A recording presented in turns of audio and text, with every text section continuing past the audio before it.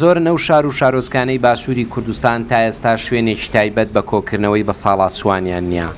زیاترین شوێنی ئەو بە ساڵات سوانە پارکەکانی نێو شارن تا لەوێت تۆزێک بەحەسێنەوە و هاوتەمەنەکانیان بدۆزنەوە.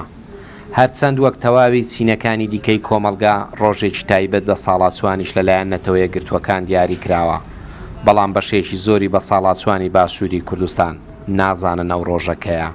تەنها داواکاری ئەوان بوونی شوێنێکە تا ئەو تەمەنەی ماویانە بە ئارامی تێیدا بەسەر ببن.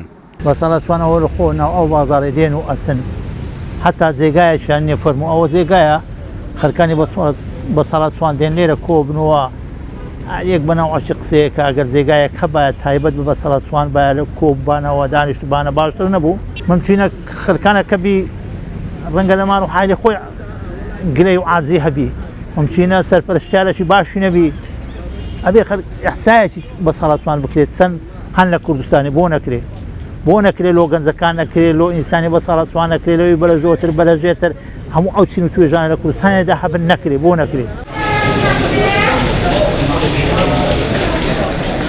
ڕێکخراوی تەندروستی جیهانی لە نێوان 55 بۆ 65 ساڵ مرۆڤ بە گەورە ساڵان و لەو تەمەنەش بۆ سەرەوە بە ساڵات و پیری پێناسە دەکات. بە ساڵات سوانی باشووری کوردستان هەرچەندە لە ڕووی جەستەیەوە بێهێز بوونە، بەڵام هێشتا ئومێدیان ماوە و خۆزگە دەخوازن کە توانای هاوکاریەکانی نیشتیمانەکەیان هەبوایە. خدایکە بەس ئێش چۆکێم دانەبە پێ خۆش بەگەڵ جەفای بم بەس ئەو ئێستا چۆکێم دانەبە نەکە سەقەت بمەکە بێشۆڵ بمێ تازە بێ ئیش بووینە هەمی نەخۆش بووینە توی خەمە خەفەتە توی نەخۆشی بووینە هە دانشاکە بێنەکە ناو حەدیقە کوڕی خۆ بێم و بچم و چمان خانەی خۆ سەر خۆت خەمەت خۆ بگیرم.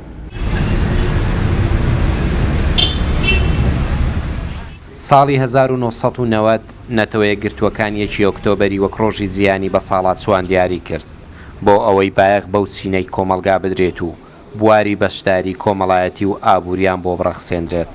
بەڵام لە شەقامەکانی باشووری کوردستان بەدەیان بە ساڵات سوو بەدی دەکرێت کە لە بازاڕەکاندا تکای هاوکاریکردنن بۆ دەستکەوتنی پاروێکنان. لە باشووری کوردستان کەمنەو بە ساڵات سوانەی کە تەمەنی لاوێتیان لە جەنگ و ڕوبەڕووبوونەوەکان لەگەڵ حکوومەتە یەک لە دوای یەکەکانی عێراق بەسەر نەبردبێت. بۆ ئێستاش کە لێک کۆ دەبنەوە هەر باسی ئەو داستانانە دەکەن کە لە زەمانی لاوێتیدا تێیدا بەشدار بوونە. بەختیار قادر ڕوودا و سۆران.